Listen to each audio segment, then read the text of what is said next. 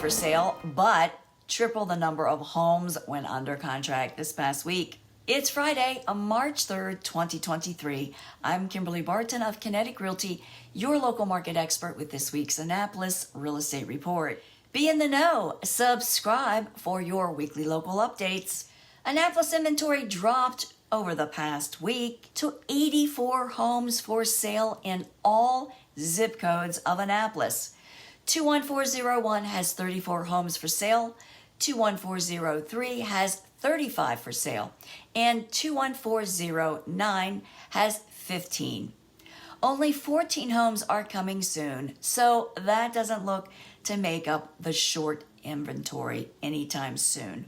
8 new listings hit the market since my last report. 20 went under contract, another rise over last week. 13 moved to pending, more than double from last report. 33 homes sold in 12 days at 100% list to sold ratio. The highest priced home to sell was a waterfront in Bay Ridge for $3,700,000.